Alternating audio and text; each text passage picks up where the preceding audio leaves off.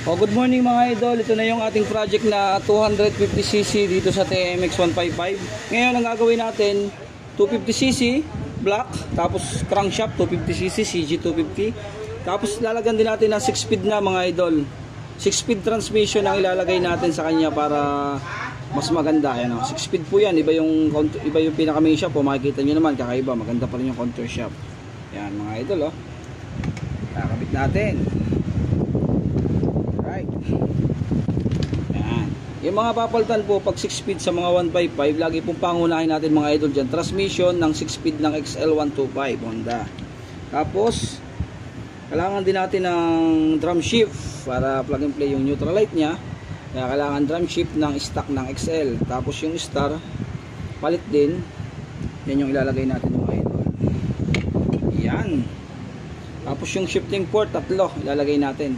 Pagka original na XL may nakalagay na R, ibig sabihin right yon. Sa right side nyo ilalagay yung port. Yan, mga idol. Sa right side. Tapos may nakalagay na letter C, ibig sabihin center. Sa gitna po yung center. Yan. Yan mga idol.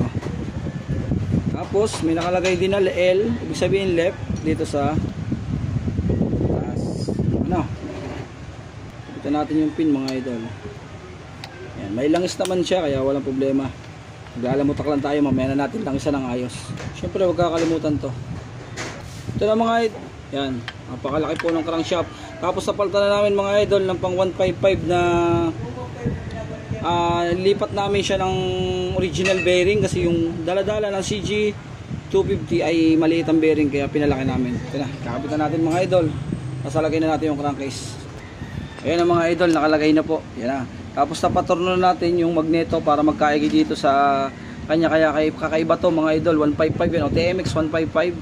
Kakaiba. Huwag kayong mag-alala, yung tangke naman may basahan doon sa ilalim kaya hindi magagasgas yan. Natulo lang kasi yung fuel cap. Yung mga idol, yan yung motor natin, 250cc CG. Yan, nakakabit na. Kakabit na natin yung crankcase nya.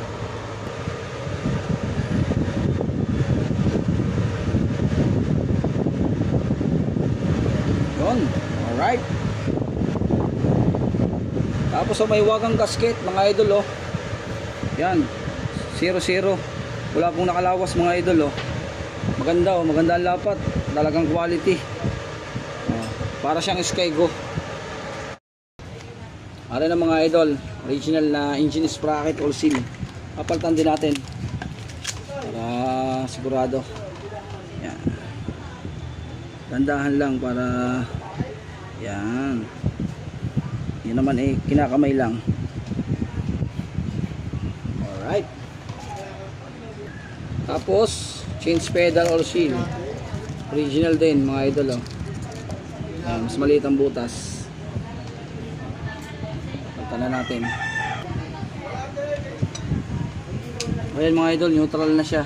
Palit din siya ng yan, palit din siya ng star, pinaka-cam. Gilid ni 155 mga idol. Yan. Original pang gilid ni 155 yan. Yan. Yung malalaki ang bilang. Ito, original po. Hindi pa siya nare-rematch Pero na-rematch na, joke lang. Ano lang siya, hindi lang siya halata kasi maganda yung pagkaka-rematch Yan. Yan. Yun. Lalagay natin yung cambio. Mga idol, nakalagay na yung cambio. Lagay natin ng clutch housing. Tapos lagay natin yung special washer or spline washer. Spline washer. Tapos yan, maka-convert na siya 6 lining.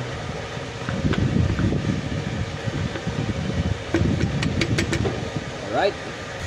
Ito mga idol yung side gasket Yan 0-0 talaga. Para siyang Skygo. Kapalitan din natin ang all seal. Ang all seal nito, ganito ang size mga idol. Papakita ko sa inyo. Ito po ang all seal niya sa class Yan, 91201K SWG11. Yan. Ito po ang all seal ng class. Sapalitan ko muna, kakalasin ko. Ito mga idol Yan, nakalasan natin. Pero punasan natin para malinis. Yung all seal natin yan. Lalagay na natin. Yan. Ito yung pinagpalitan natin mga idol, oh. Yan. May pintura pa. Kakabitan natin. Yan lang naman. Ganyan lang.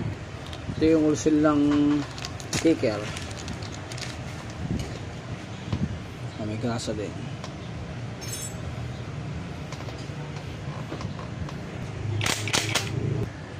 Ito mga idol, yung cams natin 7.0 siya. Yan. Ika-cams din. Yan din ilalagay natin na cams 7.0 mga idol. Ayan na mga idol, nakakabit na yung cams natin 7.0 ginamit. Ito yung original na yan, yung bagong-bagong nakakabit lang namin na bago. Ayan na, oh. Mas mataas talaga. Ito mga idol, yung original na nilagyan ko ng teflon. Original na magneto kit lahat. Papalit natin.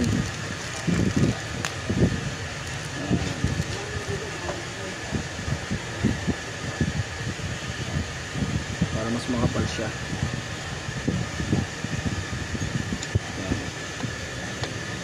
Nilagay natin.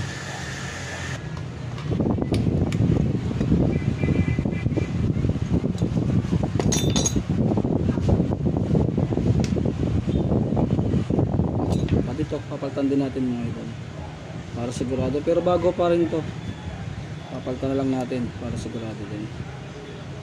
Malambot pa siya, oh. Bago.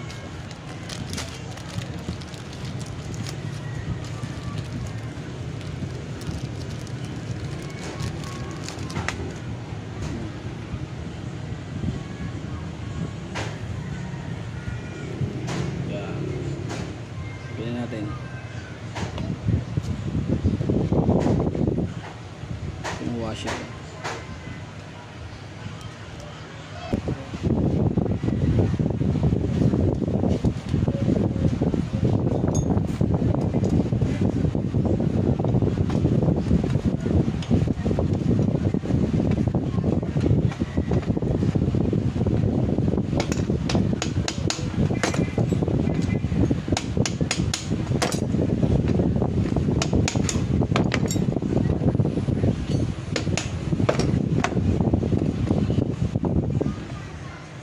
Ito mga idol, yung pinagpalitan natin, nakalasan natin parehas. Yan. Puro silicone to dati kasi, pero wala na naman siya silicone, tinanggal na naman. Yan. Gawin na natin. Tapos nilagyan pa nga dati ng epoxy, eh.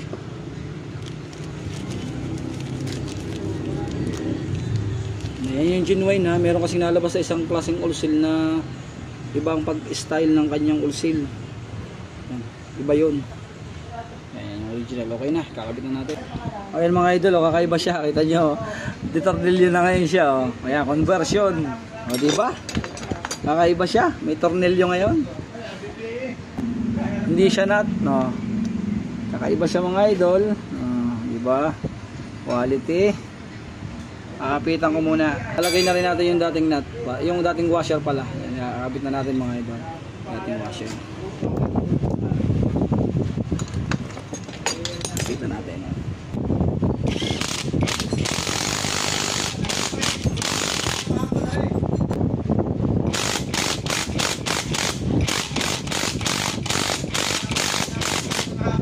Nakapit na kapit mga idol, oh.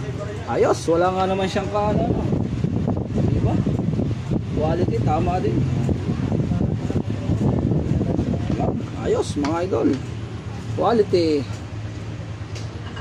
Ay mga idol, ang laki ng sobra ng piston ng 250cc, ano. Bali pinort namin. Pinort din para gawa ng cams. Uy, ang ganda ng top mga idol, oh. Talagang quality, naka-porting pa. Yan. Quality. May magneto natin. Kita nyo, oh, naka-tornilyo. Iba ang tornilyo niya, pan China. Hintay lang natin yung head, pinoporting pa yung head. Napalaki yung intake valve. Pati yung exhaust, yung labasan. Yan. Bubuhin ko na yan, sasampa ko. Pati nga pala push rod mga idol. Bali pang 2 ano din. Pang 250cc din mga idol kasi yan. Mahaba din siya. Ayan, mahaba. Alright.